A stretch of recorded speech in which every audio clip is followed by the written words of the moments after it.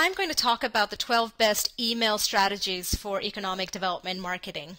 I'm going to start with talking about email deliverability and some basics on how to avoid getting your email in the spam folder. And then we'll jump into the 12 email marketing best practices for economic development. So email deliverability is influenced by a number of factors, many of which are very technical. Even experts are continuously debating the art of email deliverability.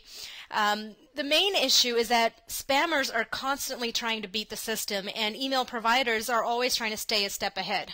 So the technicalities will always keep evolving, but the important thing to keep in mind is that your job as an economic development marketer is to get your email delivered into your readers' inboxes. So very basically, in order for an email to get to your readers, it has to pass through several gates. The purpose of each gate is to evaluate whether your email is legitimate or not, and any of those gates can stop that email from reaching your readers' inboxes. So for example, the first gate is that of the internet service providers, and the key to getting through this gate is completely dependent on the reputation of your sending IP address. What you need to know is that this is influenced by three main factors. Are people complaining about your email? Do you hit spam trap addresses? And do you have high unknown user rates? And I'll talk a little bit more about what these are and how to avoid these. Now, gate number 2 is the corporate domain. A corporate domain is basically a domain belonging to any organization, for example, like GIS planning. Emails that go to Yahoo or Hotmail addresses wouldn't have to deal with this gate, but really almost every company will have its own domain. These companies have system administrators who use blacklists to keep spam out of their networks, so it's very important to stay off of these blacklists. The final gate is a spam filter. Even if your IP address has a good reputation with internet service providers and your readers haven't been complaining about your emails, your mail can still get stuck in spam filters based on the kind of content you have and a number of other things. And so I'll talk about those next. There are 5 main things that you want to avoid. First, you want to avoid getting any complaints about your email. Complaints can come in through, the report spam button at an ISP. It can come through a blacklist or directly through the abuse desk of your own email service provider, for example, with vertical response. You really want to minimize any potential for complaints, as a complaint rate as low as 1% or even lower can negatively impact your delivery. And we'll talk about how to, reduce those, but I want you to understand that in order to get through these gates, it's important that your users are not complaining about your email, not reporting your emails as either spam or irrelevant. The second thing to avoid is hitting spam trap addresses. Spam traps are addresses that are often deliberately placed on websites to tempt spammers to harvest them, so that the ISPs can easily identify spammers. They're basically little landmines. Why this matters to you is that if you use purchased or rented mailing lists, they often contain traps.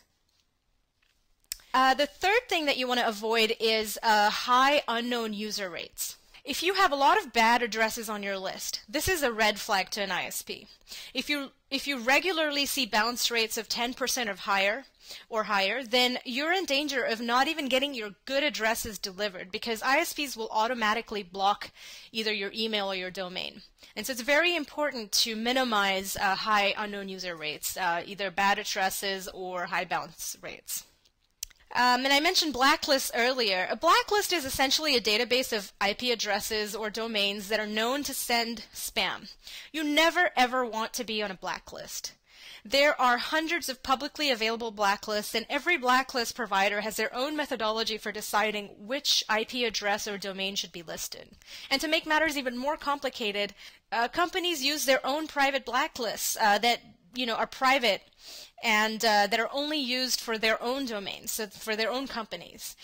But the thing, again, that you need to keep in mind is that the main way to stay off of blacklists is to never get any complaints. And finally, you want to avoid spam triggers.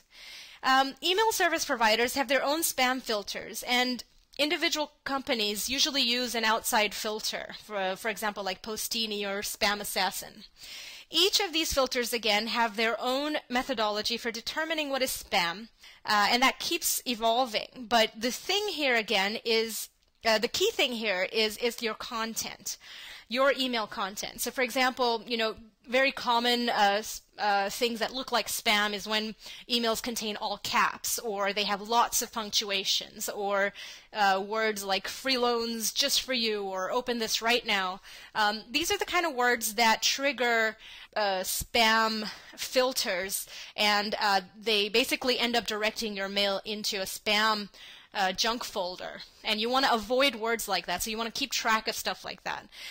So the good news is that because it's something that you can control in your email content, you have some control over whether you are able to get past these spam triggers.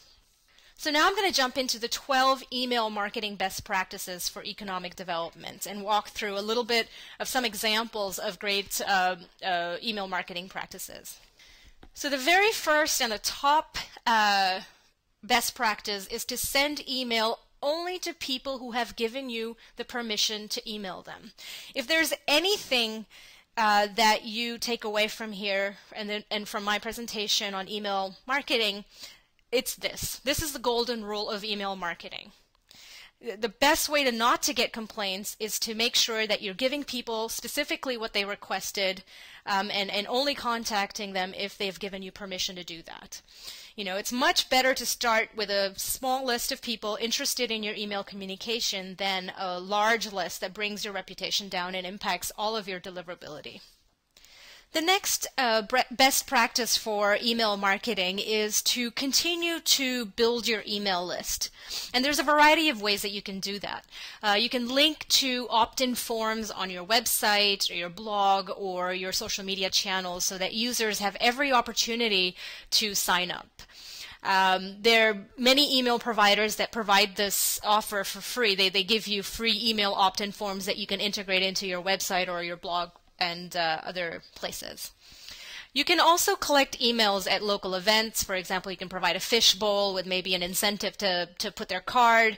Either it could be a raffle, or it could be some even online thing that you're giving away. For example, a free guide to the city, but something that gives users something back for signing up for your newsletter.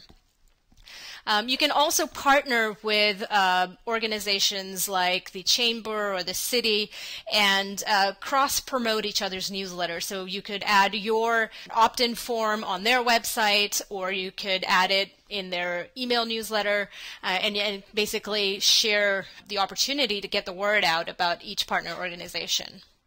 This is a great example by an email marketing firm called HubSpot, where you can see here they have their subscribe via email opt-in form. Very easy, very simple, and very prominent on their website. Here's another example by SC Power Team. They're a client of ours, and here they have a full form where the website visitors can add their information and sign up for the newsletter.